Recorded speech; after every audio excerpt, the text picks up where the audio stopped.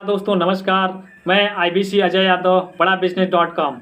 आज हम आप सभी के बीच में एक ऐसी कहानी लेके आए हैं, ऐसी रोचक कहानी जो कि हमारे आपके आसपास खास हमारे आपके अड़ोसी पड़ोसी जो एक अंधविश्वास की दुनिया में अपनी लाइफ को अपनी जर्नी को बिताते हैं, उससे रिलेटेड ये कहानी है। कहीं न कहीं आप सभी को इस कहानी के माध्यम से आप सभी को कुछ न कुछ ज़रूर सीखने को मिलेगा।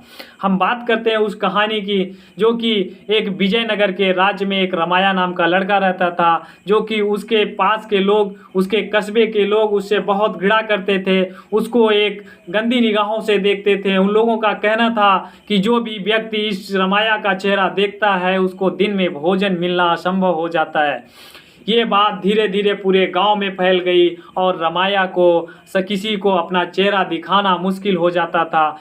ये बात धीरे धीरे करके राजा कृष्णदेव राय जी के पास पहुंची। जब राजा कृष्णदेव राय जी ने ये सारी बातें सुनी तो उन्होंने एक संकल्प लिया और अपने आप को फैसला किया कि चलिए ठीक है, कोई बात नहीं, अगर आप लोगों का ऐसा कहना है तो हम इसको प्रैक्टिकली हम करके देखते हैं। रमाया को अपने महल में बुलाया और अपने कक्ष कमरे से अगले कमरे में रात को रमाया को ठहराया। अगली सुबह उन्होंने सबसे पहले रमाया का चेहरा देखा राजा कृष्णदेव जी ने। उसके बाद उन्होंने अपने सामान्य दिनचर्या की शुरुआत की। दरबार में कुछ महत्वपूर्ण कार्य करने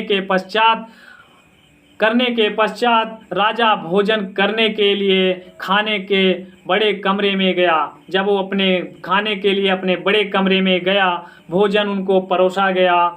राजा ने मुश्किल से पहला टुकड़ा उठाया था कि उसकी नज़र भोजन के ऊपर पड़ गई। देखा कि उस पे एक मक्खी जा गिरी और जब दूसरी बार उनके लिए भोजन तैयार किया गया तो उन्होंने पाया कि तब तक उनकी भूख ही समाप्त हो गई थी।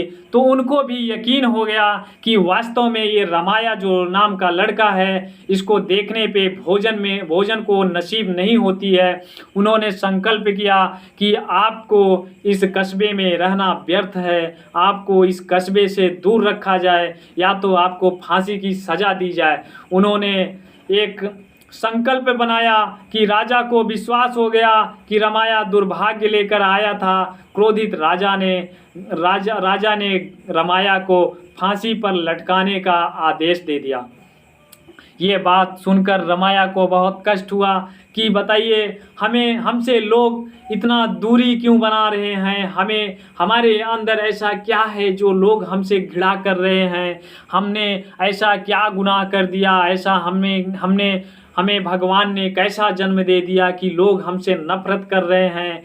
तो राजा ने जब फैसला किया कि आपको इस डेट पे आपको फांसी दी जाएगी, तो रमाया ने बोला कि राजा, हमें तो लोगों से उम्मीद थी कि ऐसा हमारे साथ कर सकते हैं, लेकिन आप एक राजा हैं, आपसे हमें ऐसी कोई उम्मीद नहीं थी। राजा कृष्णदेव राय ने आश्चर्यजनक होते हुए कहा कि नहीं, ये वास्तव में सच है कि मैंने लोगों के मुख से सुना था, लेकिन आज मैंने उसको प्रैक्टिकली अपने आँखों से देखा। अगर हम आपके चेहरे को ना देखे होते तो शायद हमारे भोजन में मक्खी ना गिरती, और जब दूसरी बार हमारे लिए भोजन तैयार किया गया तो देखा कि हमारी उस टाइम भूख ही मिट गई थी। इसलिए हम आपको फांसी की सज़ा ज़रूर सुनाएंगे। होते होते क्या हुआ, जब वो फांसी के फंदे पे गया रमाया नाम का लड़का, तो राजा ने उससे आखिरी इच्छा पूछी कि बेटा आप बताइए कि आपकी आखिरी इच्छा अब क्या है, क्योंकि आप इस दुनिया को छोड़कर जाने वाले हो। तो रमाया ने बड़ा आश्चर्यजनक होकर बताया कि राजा जी, आपसे हमें ऐसी उम्मीद नहीं थी कि आप हमें ऐसा निश्चय कर देंगे कि हमारी मौत हो जाएगी। तो उन्होंने कहा, राजा जी, आपसे मेरा सिर्फ एक ही सवाल है, आप हमारे सवाल का जवाब ज़रूर दे दीजिएगा। वो बोले कि बेटा ठीक है, बताइए क्या है तुम्हारा सवाल। उन्होंने कहा, ठीक है राजा जी, हमें देखने पे लोगों को तो भोजन नसीब नहीं होता, लेकिन हमें ऐसी उम्मीद नहीं थी कि आपको देखने से हमें फांसी के फंदे पर लटकना पड़ रहा है। आपसे बड़ा पापी और आपसे बड़ा न्यायालय और कौन हो सकता है।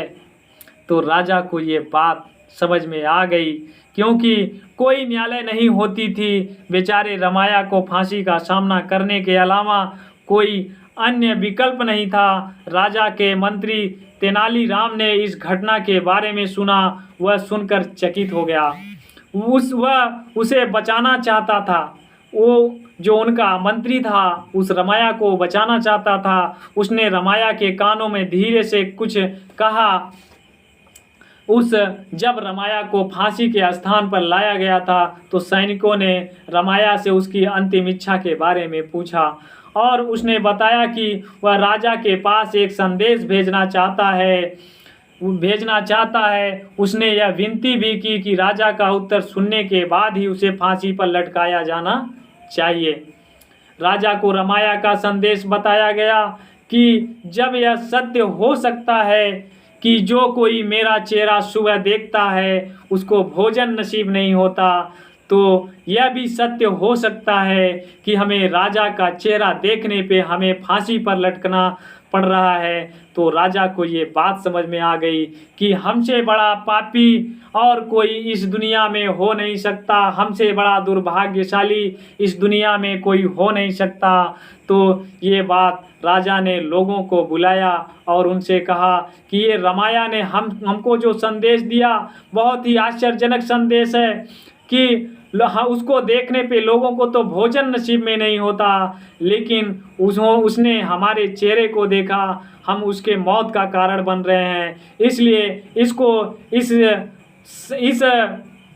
फांसी की सज़ा को निरस्त किया जाए। इस संदेश को सुनने के बाद राजा अपनी मूर्खता पर लज्जित हो उठे और शर्मा उठे। इस कहानी में आप सभी को कहीं न कहीं कुछ ये सीखने को मिला होगा दोस्तों कि हमसे बड़ा कोई नहीं। जैसा कि हमारे कबीरदास जी का दोहा है, कहा जाता है कि बुरा को देखन मैं चला मुझसे बुरा न कोई, बुरा को देखन मैं चला मुझसे बुरा न कोई।